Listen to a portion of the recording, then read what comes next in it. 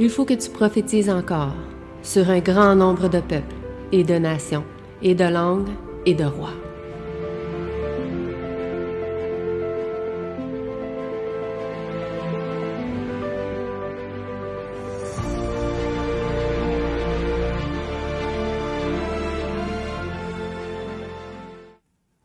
Donc, bonjour à tous et à chacun.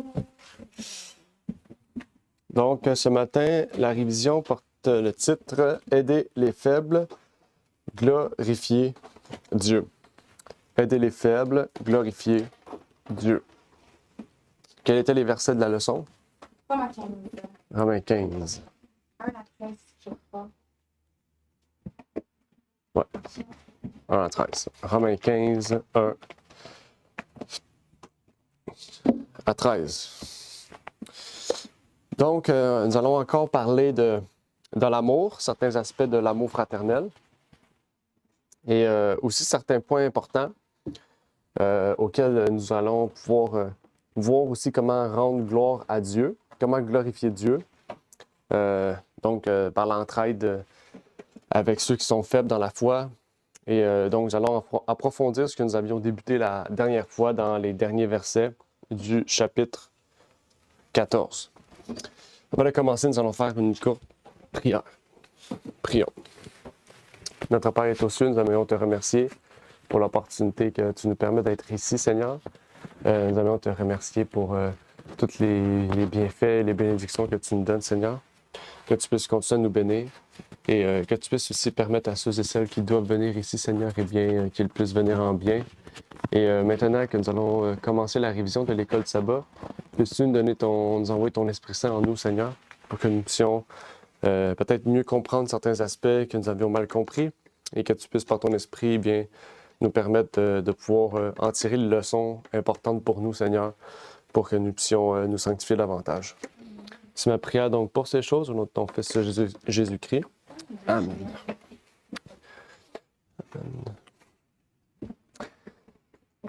Donc, au verset 1, Paul nous disait, « Nous devons donc, nous qui sommes forts, supporter les infirmités des faibles et ne pas nous complaire en nous-mêmes. » Donc, une première question s'ouvre à nous. Qu'est-ce qu'un faible dans l'esprit? Il dit « supporter les infirmités des faibles », ou il dit ou dans d'autres versions « supporter les faibles en esprit ». Qu'est-ce que ça veut dire faible ici? Qu'est-ce que le faible veut dire? Ici, que ce soit les infirmités des faibles, peu importe le mot qui est utilisé, dans quel sens le mot faible ici veut signifier? Est-ce qu'on parle d'une personne faible physiquement ou dans quel sens ou quelle largeur ça peut prendre, même si c'est pas un sens direct? Mm-hmm. OK. Ils sont encore au lait, Mm-hmm. en train de boire du lait, non pas la nourriture solide. C'est ça. Mm-hmm. Puis en plus, c'est sûr et certain que c'est pas faible dans la force ou une personne qui serait comme faible, soit comme visiblement, parce que c'est vraiment comme dans l'esprit. Donc c'est vraiment une personne qui, parce qu'on adore Dieu en esprit et en vérité. Donc c'est soit dans l'adoration ou peut-être dans la connaissance de Dieu qu'il a une très faible, je pourrais dire exactement, croissance spirituelle. Mm-hmm. OK. S'il y a d'autres interventions? N'hésitez pas aussi ceux qui sont avec nous sur Google Meet, si vous avez des interventions à faire, de les faire. Est-ce qu'il y a d'autres choses à rajouter? Qu'est-ce que faible en esprit pourrait prendre comme sens?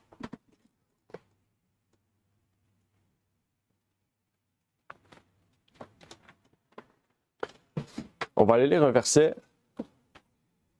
de Paul aussi dans Galates 6, versets 1 et 2, qui nous dit « Frères, si un homme a été surpris en quelque faute, vous qui êtes spirituels, redressez-le dans un esprit de douceur, prends garde à toi-même, de peur que tu ne sois aussi tenté. Portez les fardeaux les uns des autres et accomplissez ainsi la loi de Christ. » Donc ici, il y a quelque chose d'important à comprendre de ce que Paul ici relate. Déjà, comme on a pu voir, si vous avez compris, le chapitre 15 va plus en profondeur de ce qu'on a introduit au chapitre 14, qui était d'aider ceux qui sont nouvellement dans la foi, qui sont nouvellement baptisés, ou etc., comme Daniel a dit, au lait. OK? Donc ça veut dire que normalement, ceux qui, comme Paul dit, c'est un reproche aussi de Paul, hein? C'est ça qu'il faut comprendre. OK? Parce que quand Paul il parle à une église, il faut prendre tout en note, hein? En compte. OK? Parce que Paul ici, quand il parle aux Romains, quand il parle aux Corinthiens, aux Galates, il s'adresse souvent aux gentils. OK? Puis là, on a vu des fois, comme le chapitre 14, là, on voit qu'il y a un problème entre les Juifs chrétiens et les gentils. Parce que les Juifs essaient de mettre des choses sur la tête des gentils. OK? De mettre des lois. On a vu la circoncision, quand c'est dans Actes, Paul fait face à ça. D'autres les failles, d'autres choses. Puis Paul, ici, il veut clarifier les choses. OK? Ce qui veut dire que, ici, c'est important à comprendre, ce qui veut dire que les lettres que Paul écrit aux différentes églises, c'est tous des gentils qui sont convertis, c'est-à-dire qui sont nouvellement dans la foi. OK? Donc, les reproches qui sont faits, c'est des reproches qui s'adressent à nous aussi. OK? Mais dans le sens aussi, c'est que Paul, pourquoi il s'adresse en aucune place aux Juifs? Dans aucune lettre, souvent, il ne s'adresse pas directement aux Juifs. OK? À part dans certains chapitres, c'est parce qu'il a écrit un livre aux Hébreux. Puis qu'est-ce qu'il dit dans le livre des Hébreux? Il dit que vous êtes supposés être des maîtres, mais vous êtes encore au lait. OK? C'est ça que vous vous rappelez, c'est ce que Paul écrit aux Hébreux, aux Juifs. Il dit, j'ai écrit la lettre aux Hébreux parce que je pensais que vous étiez assez élevés pour que j'avais pas besoin de vous répéter ces choses-là. Bien, je vous répète ces choses-là avant que le temple soit détruit parce que vous êtes encore au lait. OK? Donc, c'est un reproche pour nous aussi. OK? Parce que c'est la même chose pour nous. OK? Ce qui veut dire ici, c'est que ça se peut que même ceux qui sont longtemps dans la foi soient encore faibles dans leurs infirmités ou qui soient encore au lait. OK? Qu'est-ce qui veut dire au lait? Ça ne veut pas dire que tu n'es pas capable d'entendre les choses solides. C'est que tu n'es pas capable d'assimiler les choses solides puis de les appliquer dans ta vie. OK? C'est ça que ça veut dire. Parce que n'importe qui, même un païen, on vient ici puis on lui parle du sanctuaire, il va comprendre. Mais il ne sera pas capable de l'assimiler pour sa vie à lui. Il ne sera pas capable il va être capable de comprendre la théorie. OK? Mais c'est pas le fait de comprendre la théorie, c'est le fait de l'appliquer, la théorie. Les Juifs ne faisaient pas ça. Ils comprenaient, ils savaient que Paul disait qu'il fallait plus pratiquer les fêtes, mais ils les pratiquaient encore. Pourquoi? Parce qu'ils n'étaient pas capables d'appliquer dans leur vie qu'il fallait plus pratiquer les fêtes. Pour eux, il fallait les pratiquer. OK? Donc, c'est important de se mettre dans la peau aussi, de dire que... OK? Que c'est pour ça que Paul ici, il dit, OK? Si un homme a été surpris en quelque faute, vous qui êtes spirituel. Ici, il parle pas des gentils, là, je veux dire des païens. OK? Dans le sens, les mondains. OK? Il s'adresse aux Galatiens, OK? Aux Galates. S'il y en a qui sont faibles, qui ont été surpris en quelque faute, vous qui êtes spirituels, ça veut dire quoi? OK? Nous qui sommes spirituels, on comprend que notre esprit n'est plus un esprit charnel, mais l'esprit de Dieu. OK? Donc, si nous sommes de l'esprit de Dieu, nous sommes plus charnels, mais spirituels. OK? Donc, c'est ça ici la distinction. Il dit, redressez-le dans un esprit de douceur. Ça, on va y revenir. Prends garde à toi-même de peur que tu ne sois aussi tenté.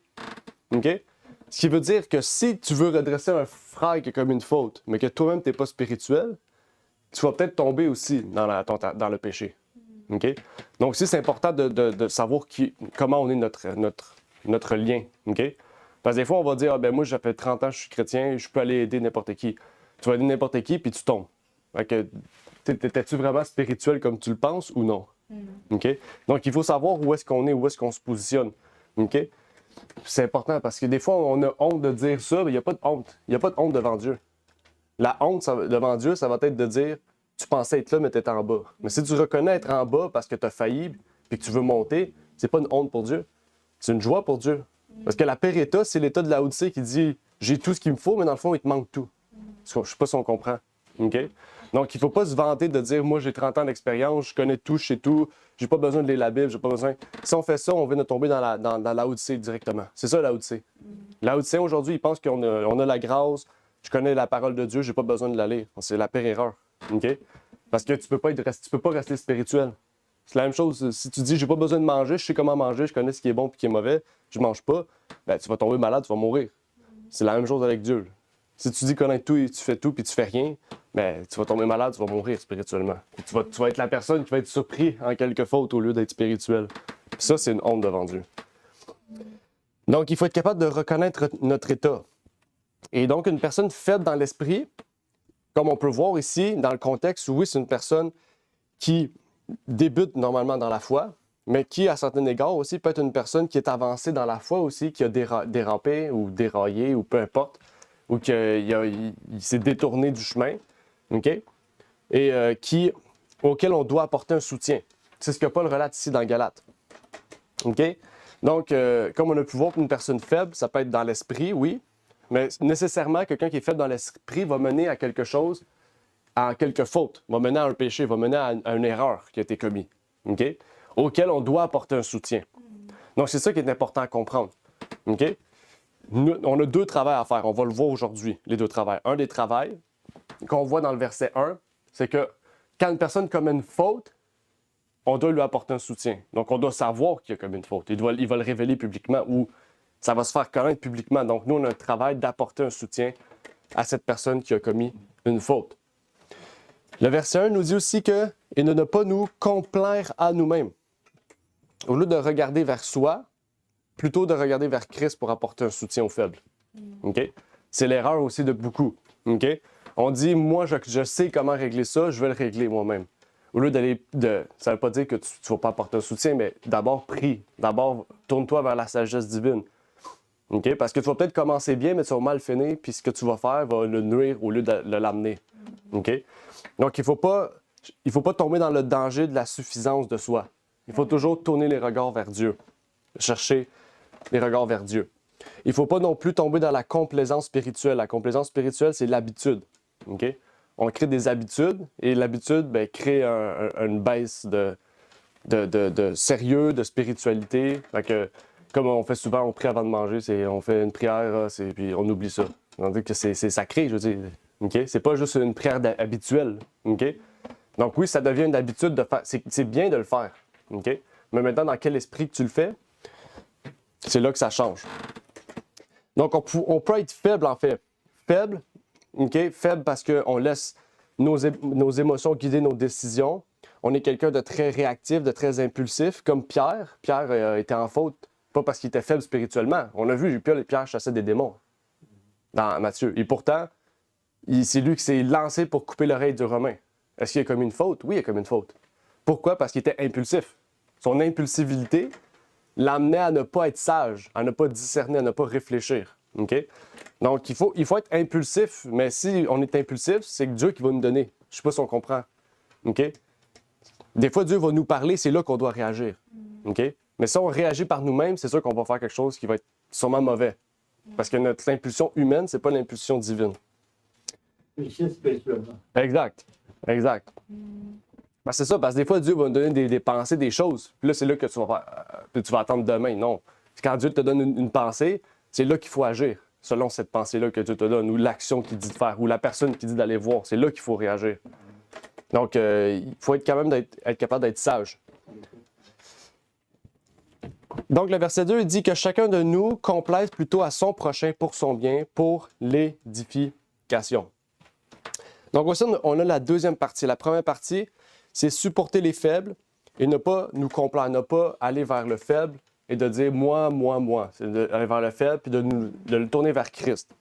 La deuxième aspect que ça prend, c'est l'édification. Ça, on va revenir. Okay? Dieu veut qu'on s'édifie.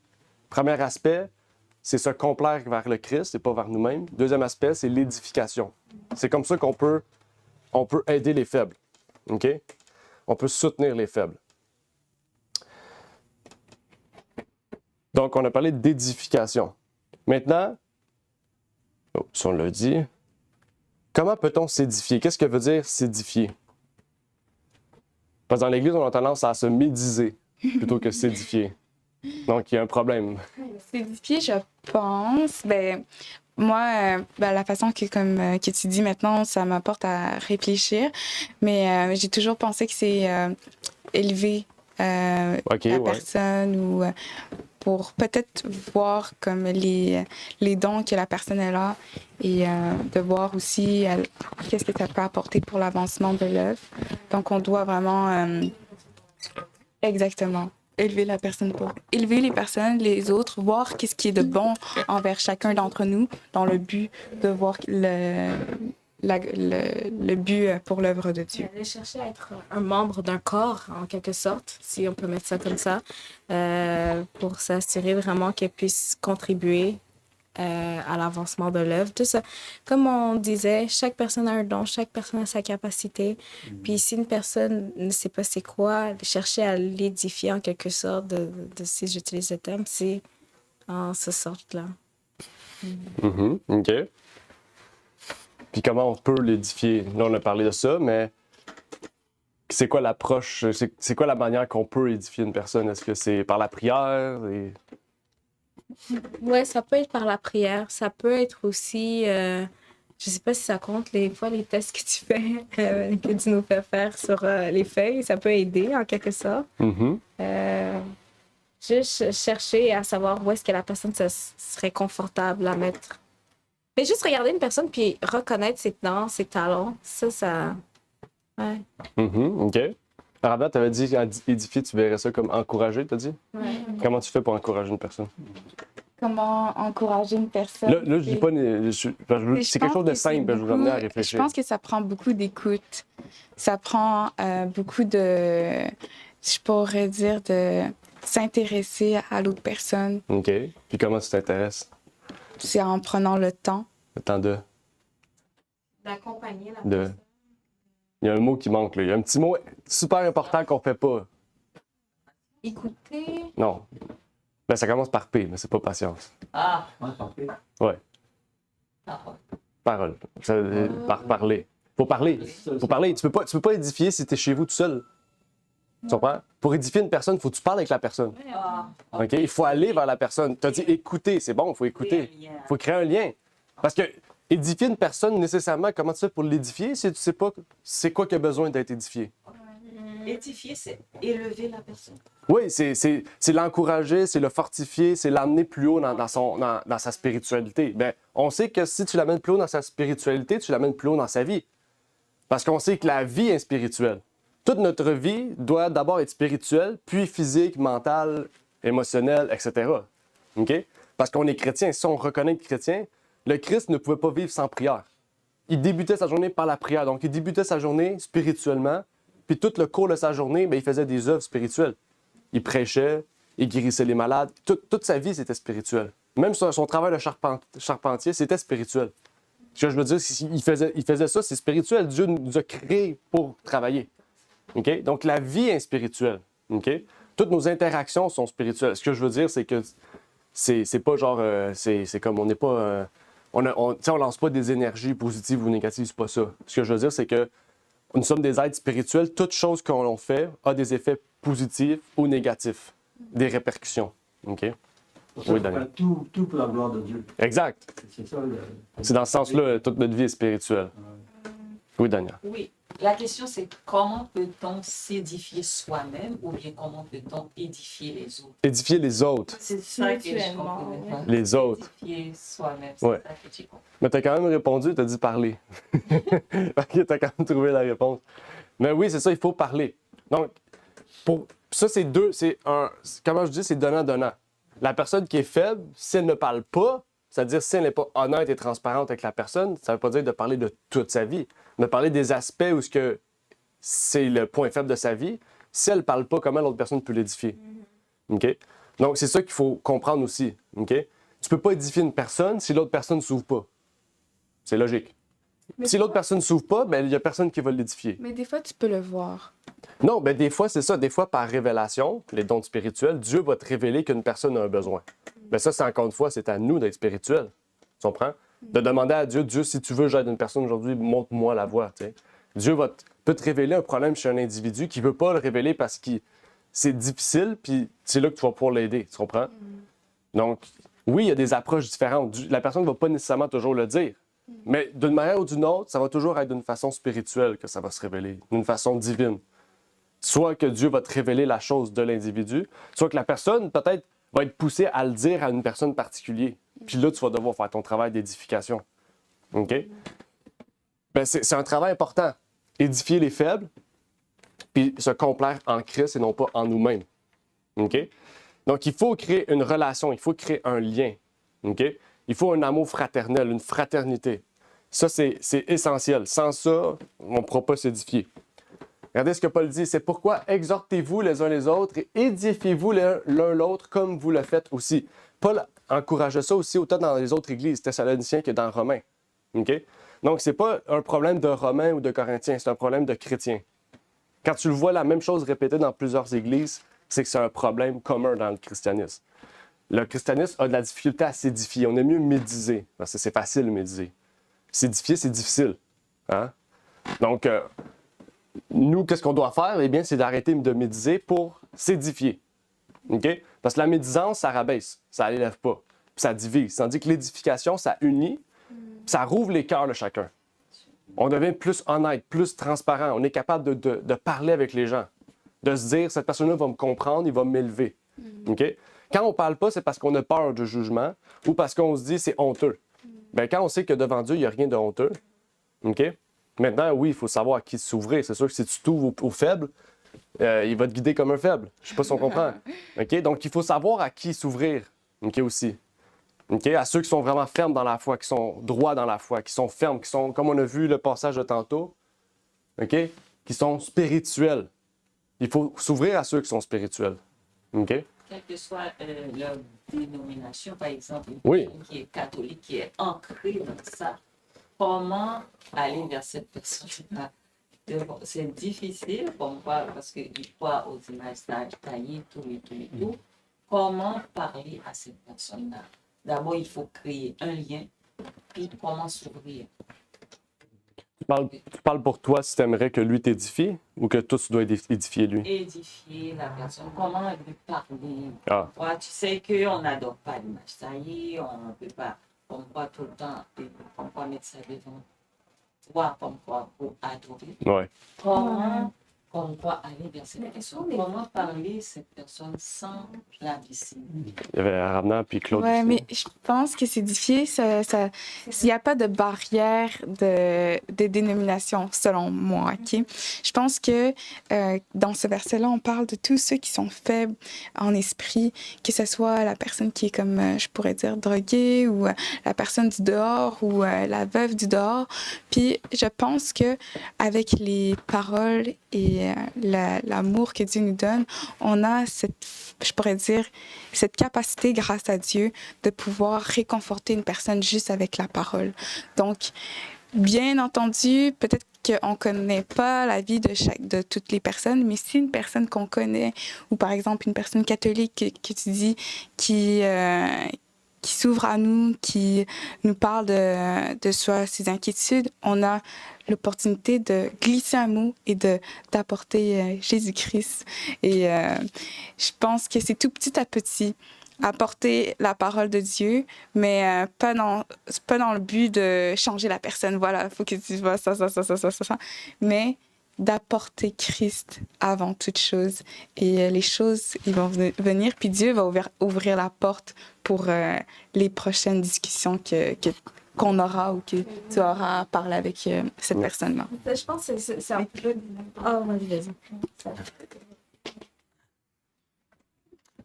Ben, premièrement, on a la parole de Dieu, puis il y a plein d'histoires dans la Bible qu'on peut utiliser lorsqu'il vient le temps d'édifier. Mettons qu'une personne est dépressive, ben, on peut utiliser l'histoire de Joseph. Joseph il est allé dans un puits, il s'est fait vendre, il était découragé, mais ainsi de suite. Mais à un moment donné, il s'est rappelé de certaines choses. Donc, dans l'édification, passe toujours par la parole de Dieu. Et puis, si on prend des exemples dans la Bible, mais on peut, sans mettre de jugement, là, mais juste raconter l'histoire peut amener à l'édification de la personne. Selon le stade qui est rendu, ainsi de suite, tu sais, dans sa compréhension de la parole. C'est bien comme la parabole de Jésus. Jésus n'utilisait pas des affaires comme quoi. Il utilisait les choses de la vie simple, pour amener les gens. Les paraboles? Oui, les paraboles. Ouais, puis en même temps, pour rajouter à ce que Daniel avait dit aussi, je pense pas vraiment que comme tu as utilisé l'exemple de la personne catholique avec les images taillées, mais il faut vraiment pas aller, comme je dirais, avec la mentalité que avec ce qu'on va dire, la personne va arrêter d'utiliser les images taillées. Peut-être le vécu de la personne, on ne le connaît pas, mais elle a grandi dans ses affaires. C'est rendu des routines, des traditions pour cette personne-là. Mais comme Maram dit, par nos paroles, par la façon dont on est, ça va aller chercher vraiment, à chercher la personne pour... elle va voir en toi un mode de vie, un témoignage vivant qui reflète vraiment la vie de Jésus. Et à ces moments-là, comme Maram a dit, il y aura toujours une opportunité dans laquelle où tu vas pouvoir parler à cette personne. Puis Dieu va toujours, en fait, laisser un moment vraiment où tu pourras parler à cette personne pour lui faire savoir à ces moments-là. Mais je pense pas que ça va l'empêcher d'édifier cette personne en tant que telle. Je dirais pas parce que les images taillées que ça va nous empêcher d'édifier. Je pense en quoi que ce soit que la personne fait dans la vie, on va pouvoir être en mesure d'avoir des bonnes paroles d'encouragement pour cette personne-là, pour qu'elle continue dans la foi. Éventuellement, on aimerait que ce soit la bonne foi, mais je pense qu'en son temps, Dieu fera le reste. Exactement. Mais je pense pas qu'on nous, par notre capacité, on peut semer, Dieu fera le reste. Donc, ouais, juste semer. Même, j'ai l'impression, même si la personne est dans le catholique, même si elle est dans le juif, même si elle est dans... Je connais pas trop les... Il est possible d'édifier une personne par, comme Olivier dit, par la parole, par l'écoute, juste vraiment prêter une attention à la personne. Ça peut faire quelque chose de différent dans sa vie. Mais je pense en quelque sorte, ça peut être de n'importe qui, parce qu'après tout, on est tout enfant de Dieu. Dieu cherche à ce qu'on s'édifie l'un et l'autre. Puis qu'est-ce que j'aime, désolée, je vais rajouter quelque chose d'autre. Ce que j'aime par rapport à la parole de Dieu, okay, c'est que comme quand tu ouvres la parole, il y a, parce que je me souviens d'un témoignage que j'avais écouté d'une personne qui était de l'islam, puis il disait qu'il avait besoin de réconfort et tout. Puis il est allé dans le Coran, il n'y avait rien, il a ouvert la parole de Dieu. Il n'y avait que des paroles pour l'édifier, pour leur animer. Donc, si on a vraiment les paroles de Dieu ou les paroles de Christ qu'on lit et tout, c'est sûr et certain qu'on aura toujours quelque chose à apporter à une personne pour ranimer. Si vous voulez, moi, c'est vous, si on finit pas, c'est vous qui perdez des infos. OK, mais je vais juste faire un court témoignage parce que je sais pas si vous saviez, j'avais la femme de mon collègue, Bilal, qui, eux, ils sont ils sont musulmans, désolé. J'ai encore de la difficulté avec ça, mais elle est enceinte puis elle a des difficultés justement parce que c'est une grossesse à risque. Puis avec toutes mes collègues, on a fait une carte. Puis on a tout écrit des mots d'encouragement dedans. Puis dedans, ce que je me souviens, malheureusement, je vais juste comme paraphraser qu'est-ce que j'ai dit. J'ai dit à Imen, tu sais, moi, en plus, s'il vous plaît, j'ai jamais rencontré Imen de ma vie, mais c'est comme si je la connaissais. C'est comme si c'est ma sœur tout d'un coup, genre, tellement que j'ai beaucoup d'amour pour elle. J'ai dit, Imen, je sais que c'est dur comme la période qui est en train de passer, mais je sais que Dieu donne des combats mais comme Dieu permet à ce que toute personne ait des combats selon leur capacité à en prendre. Puis le lendemain, mon collègue Bilal, il m'a dit, pour vrai, Marty, ce que tu as écrit nous a fait pleurer parce que ça nous a comme un peu comme... Fait que ça revient avec la personne. Des fois, on ne sait pas quand une personne a besoin de cette force, juste une parole qui pourrait les soulever. Puis je remercie Dieu, il a été en mesure de me donner exactement ce que je devais mettre pour les rendre un peu plus forts. Puis face à ça, je sais que Dieu leur donnera la force de passer à travers cette belle épreuve. Ouais. Amen. Ils sont musulmans. On s'est fait les Oh oui. On va lire, ça dit « Je rêve de voir les jeunes s'entraider pour atteindre une expérience chrétienne plus élevée. Nous nous préparons pour le grand jugement de ce jour où chaque sort sera scellé pour l'éternité. Face à cet événement solennel, non seulement les jeunes, mais tous ceux qui aspirent à la vie éternelle doivent mettre toute leur force de leur cœur et de leur esprit au service de l'apprentissage de la voie du Christ. Nous avons de rudes combats à mener et d'importantes victoires à remporter. » Donc ici, un message important. Je rêve de voir les jeunes s'entraider pour atteindre une expérience chrétienne plus élevée. Donc ici, on parle d'édification aussi. Hein. S'entraider, c'est d'édification. Okay? Parce qu'elle lit ça avec la spirituelle. Okay? Donc là, elle parle des jeunes, mais après ça, elle dit, non seulement les jeunes, mais tous ceux qui aspirent à la vie éternelle doivent mettre toute la force de leur cœur et de leur esprit au service de l'apprentissage de la voie du Christ. Donc on a quand même un travail en nous à faire, là. Un fort travail. Une grande mission, là. Mais aussi, ça dit « je rêve ». Donc, ça veut dire que elle voit pas ça. Quand elle dit « je rêve », c'est une aspiration. Elle aspire à voir tous les jeunes s'entraider pour atteindre une expérience chrétienne plus élevée. Donc, tu sais, il y a une leçon grande pour nous, là. Même, peu importe l'âge, là, parce qu'après ça, elle dit peu importe l'âge. Elle commence avec les jeunes, parce qu'elle sait que les jeunes, c'est l'avenir de l'Église. Mais après ça, elle dit peu importe l'âge, on doit tout mettre notre force et notre esprit au service de l'apprentissage de la voie du Christ. Donc, c'est une citation très, très, très forte, là, qu'on ne peut pas négliger. OK? Ça dit s'entraider. On peut même remplacer le mot s'entraider pour. C'est quoi le mot s'élever? C'est édifier. Les jeunes, je rêve de voir les jeunes s'édifier pour atteindre une expérience chrétienne plus élevée. OK? Donc, c'est un encouragement à le faire. Mais comment on peut le faire si on se parle pas, si on est loin, si on dit ah, je veux pas dire ça, ils vont me juger, je veux pas faire ça. Il faut pas être de même. OK? Si on est de même, c'est parce qu'on a peur. Si on a peur, c'est qu'il y a un problème. Soit qu'on a fait quelque chose de mal, on ne veut pas le dire parce qu'on pense que les gens vont le dire, mais des fois, il faut juste parler. Prier Dieu, des fois. Dieu va nous guider vers la personne. C'est important. Puis des fois, on pense que c'est juste dans l'Église, mais on ne sait pas. Là. Il y a plein de chrétiens. Là. Moi, des fois, je parle à des gens, c'est pas nécessairement des gens ici, mais je parle à d'autres chrétiens. Même des fois, des chrétiens qui ne sont pas dans la même foi. Je vais parler même des fois à mon ami qui est catholique, je vais parler avec de certains sujets. Je vais parler avec mon ami Ridge d'autres sujets. Parce que des fois, je sais que lui a vécu quelque chose comme moi, je vais parler. Ou je sais que lui, il a une expérience différente. J'aimerais savoir ton point de vue sur ça ou explique-moi. C'est important. Des fois, on pense que c'est juste ici. Pas nécessairement. C'est important ici, oui, parce que ça va créer des liens plus forts. Oui, c'est vrai. Mais il faut aussi s'élargir. OK? Penser des fois plus large. Il ne faut pas avoir peur. Des fois, on a peur, mais il ne faut pas avoir peur. Si on a peur, c'est que soit qu'on sait qu'on a fait quelque chose de mal, puis on savait que c'était mal, mais même encore, c'est pas grave. Si on est tous des chrétiens, on n'est pas censé juger, parce que Dieu ne juge pas. Ouais. OK? Le mauvais signe, c'est que ça veut dire peut-être qu'on est mal fait quelque chose. Que non? Que quoi? Répète? Non, parce que ce qu'Olivier vient de dire, je trouve que c'est nice parce que on veut que le monde parle, mais est-ce qu'il y a quelque chose que nous, on fait, qui empêcherait des fois le monde de parler, de vouloir...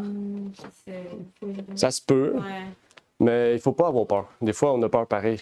Des fois, c'est juste ça. Des fois, il ne faut pas parler. Au lieu des fois de parler, il vaut mieux parler de la personne du problème que tu vois. Tu comprends? Parce que comme Luna a dit, si elle a dit « Je veux pas parler parce qu'une personne a fait quelque chose que genre ça me donne pas le goût d'y aller », ben, va lui dire. Pourquoi tu lui dis pas? Ah, j'aimerais ça m'ouvrir à toi, mais tu sais, tu as fait ça, puis ça me tente pas parce que je me sens pas à l'aise, on sait pas.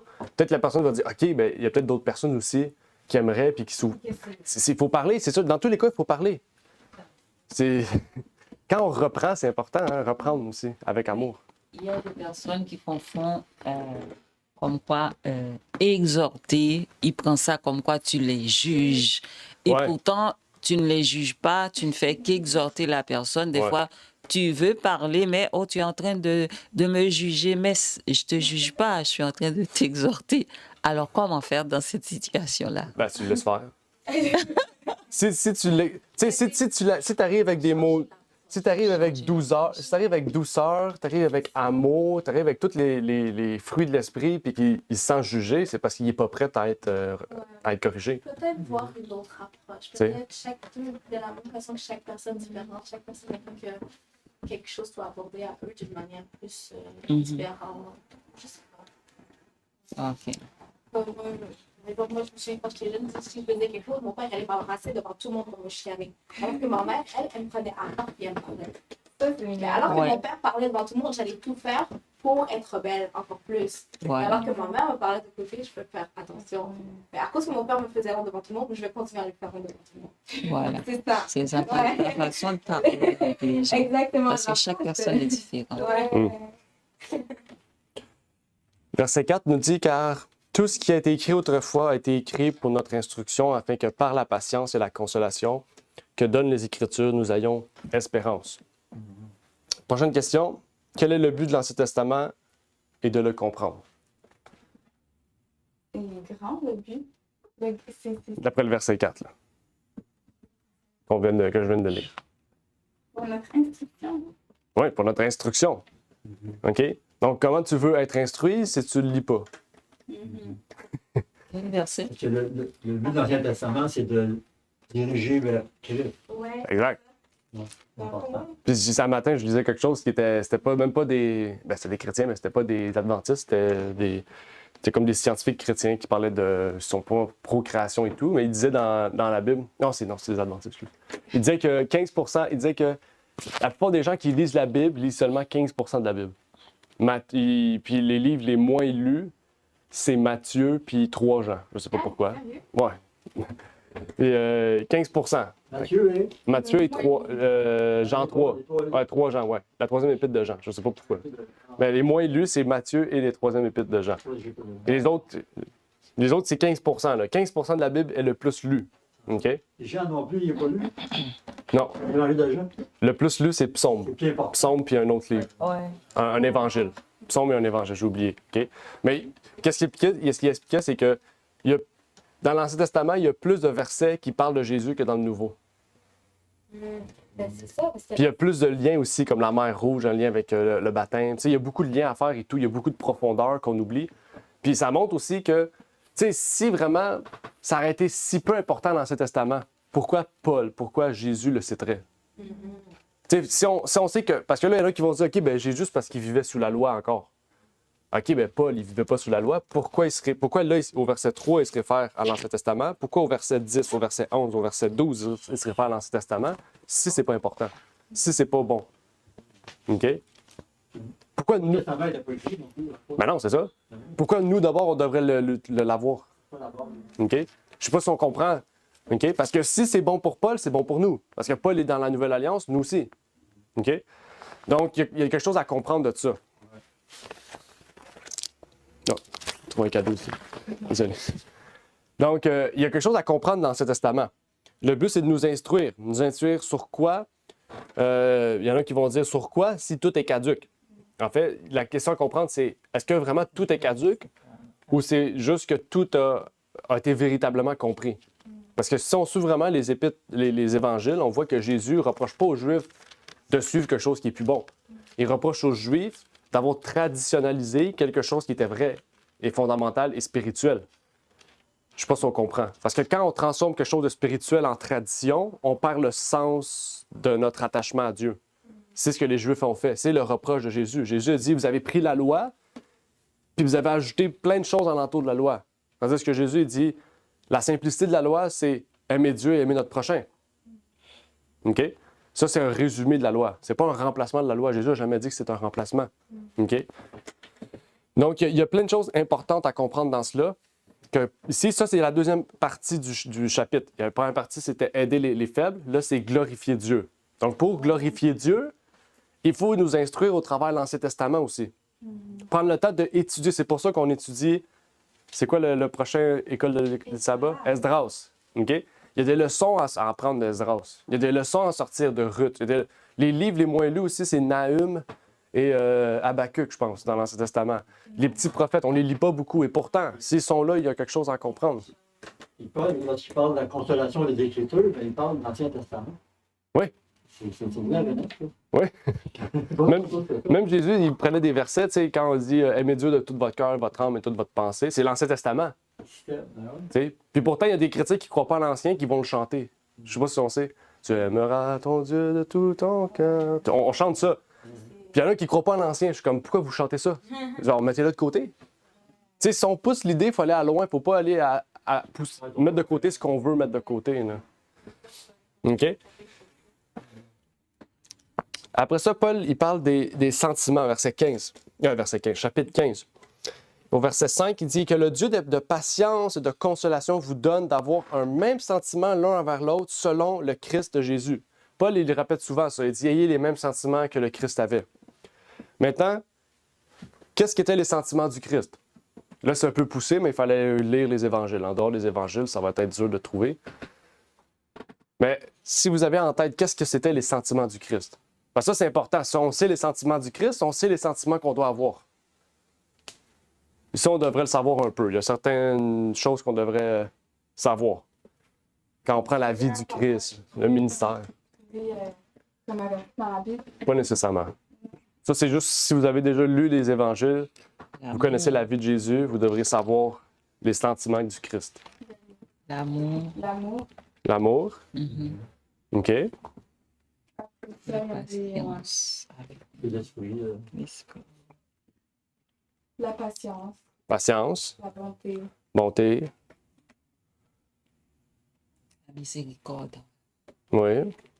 Quoi d'autre? Pensez à son ministère aussi. L'empathie. L'empathie, On a dit le pardon. Oui, pardon. non, mais pardon. Pensez à d'autres choses. Pensez à d'autres choses. Il y a plein d'autres choses, le fondamentales aussi. Charité, c'est l'amour. On a parlé de l'amour. Sentiment en tant que positif. Ou... Oui, oui. Jésus n'avait pas de sentiments négatifs en lui. Il est rude avec... Non, bon, À part que les Juifs. il est rude avec les pharisiens. Ouais. Mais nous aussi, on doit être rude avec les gens qui connaissent et qui ne pratiquent pas. Le sacrifice. Pensez au service. Pensez à son ministère. Qu'est-ce qu'il faisait dans son ministère? Quelles étaient les œuvres de son ministère? Évangéliser, Évangéliser, OK. Porter un soutien. guérissait les malades. Guérissait les malades. C'était un amour sans, comment on a dit, sans Sans En retour. production, ça va. Sans retour. Sans retour. Oui. Donc, il y avait un esprit de service. un esprit. OK? Il était prêt à se dépouiller, on l'a vu là, sur la croix. OK? Et toute sa vie, c'était un esprit de service. Il aimait servir les autres. OK? Donc, il y a un esprit de service. Il y a aussi l'humilité. OK? Il regardait toujours les autres supérieurs à lui. OK? Il s'est dit, j'ai été le plus faible des plus faibles. C'est lui-même qui le dit. Puis surtout quand il a dit je suis serviteur, puis il voulait la vérité. Oui, exact. C'est vraiment. C'est un signe. Ça, je dis qu'il faut penser à ça. Quand on pense à ça, on voit. Tu sais, quand on pense à ça, on pense aussi, ben, l'esprit de service, il allait toucher aux lépreux. Les personnes voulaient toucher aux lépreux à part Jésus. Même les disciples ne voulaient pas. Ils disaient c'est impur, qu'on ne touche pas. Jésus, il a touché. OK? Donc, penser à ça, c'est gros, c'est vaste, là. Il y avait des sortes de sang. Oui. Quand on pense à ça, tu sais, on se remet dans le contexte, là. C'est comme si aujourd'hui, on aurait touché, je sais pas, quelqu'un qui a l'herpès. On sait qu'on touche ses transmetteurs, puis on y touche pareil. Je sais pas si on comprend. Aujourd'hui, c'est mal vu, personne ne va toucher à ça, dans le sens. OK? Ben, à l'époque, c'est la même chose. Les lépreux étaient en dehors de la ville, cachés dans une grotte, on les mettait là, puis Jésus allait les toucher. Quand il pense 30 secondes dans un contexte historique, c'est comme Jésus venait de commettre le plus grand péché, là. OK? Parce qu'ils étaient des impurs. OK? Donc, c'est l'esprit de service de Jésus, c'était vraiment beaucoup, là. Il allait vers des gens ou des types de personnes auxquelles personne n'y allait. Donc, pour nous aussi, c'est une leçon à comprendre. OK? De l'âge de ça. Il y a l'obéissance aussi. Jésus commençait toutes ses journées dans le côté spirituel et finissait ses journées dans le spirituel. OK? Alors, remarque, il commençait ses journées dans la prière et finissait ses journées dans la prière. OK? Donc, il y avait une obéissance. Il était soumis vraiment à Christ, à Dieu, son Père, tout le long. OK? Il y avait aussi une abnégation. Il faisait passer les intérêts des autres plutôt que les siens. OK? Plutôt que d'agir par ambition égoïste ou par vanité, il agissait toujours dans l'amour, dans la patience, dans la recherche à ce que l'autre soit content, que l'autre soit satisfait. OK? Donc, ça aussi, c'est important. Ben, j'avais ça pour nous dans le temps du COVID. Là. Tout le monde était considéré comme des lépreux. Là. Ouais.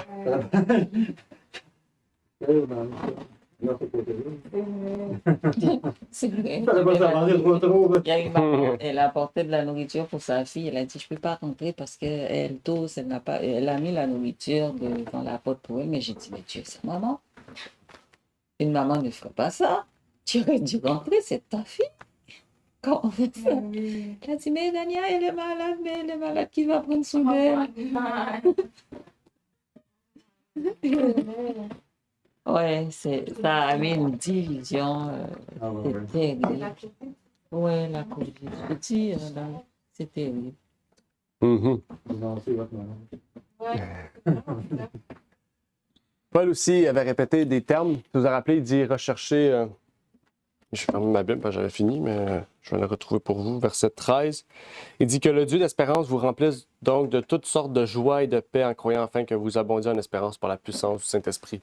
Paul ici répétait les mêmes termes qu'il a répétés au chapitre 14, verset 17. Il dit que le royaume de Dieu ne consiste ni dans le manger ni dans le boire, mais dans la justice, la paix et la joie par le Saint-Esprit. Okay?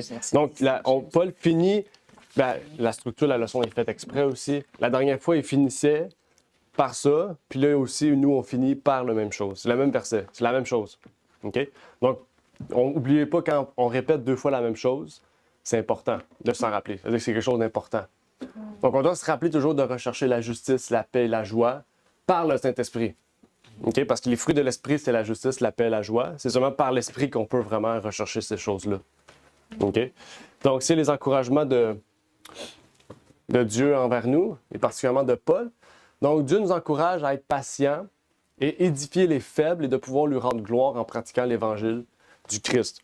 L'Évangile du Christ, ça, on a vu même avec Lionel, l'Évangile du Christ, c'est pas tant de parler de Christ, c'est d'agir comme le Christ. Okay? C'est surtout ça, l'Évangile de Christ. Regardez, Christ a plus agi que parlé. Il n'y a pas beaucoup de sermons de Christ, mais les sermons qu'il a faits, c'était puissant. Là. Le sermon sur la montagne, c'est le plus puissant sermon. Il n'a pas beaucoup parlé, Jésus, mais il a fait des milliers de miracles. Il a été dans des milliers de villes. Donc, on voit que Christ a plus agi que parlé. Donc, nous aussi, c'est une leçon pour nous. On doit plus agir que parler. OK? Parce qu'une personne, on a parlé de ça dans le groupe jeunesse hier, on disait que, je pense que c'est Ramnan qui parlait de ça, on disait que tu as beau dire toutes les choses du Christ, mais si ce que tu fais ne représente pas ce que tu dis, mais ça sert à quoi? C'est par tes actions que tu vas montrer ta foi. Pas parce que tu dis « je suis chrétien ». Tu as beau dire « je suis chrétien », et lui va dire « moi je suis chrétien ». Puis pourtant, elle a fait tout le contraire de toi. Donc, qui dit vrai? Maintenant, c'est par tes agissements que tu vas montrer que tu sers véritablement le Christ ou non. OK? Donc, on a vraiment quelque chose à comprendre ici, à en tirer pour pouvoir aider les faibles et pouvoir glorifier Dieu aussi. Donc, amen. Est-ce qu'il y avait des questions ou des commentaires avant de terminer par la prière?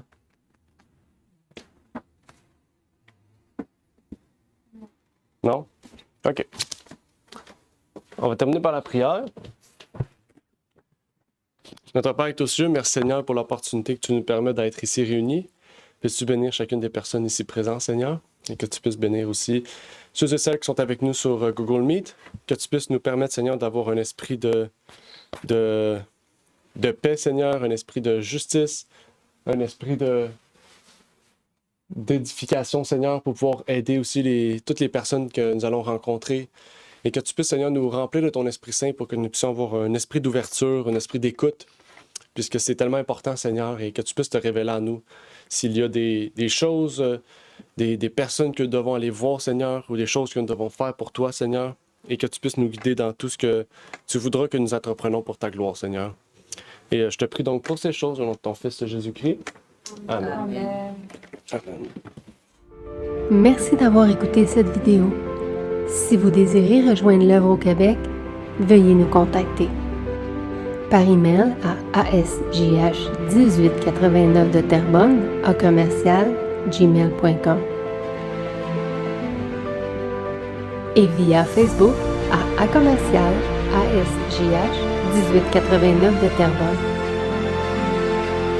Merci à vous et que Dieu vous bénisse.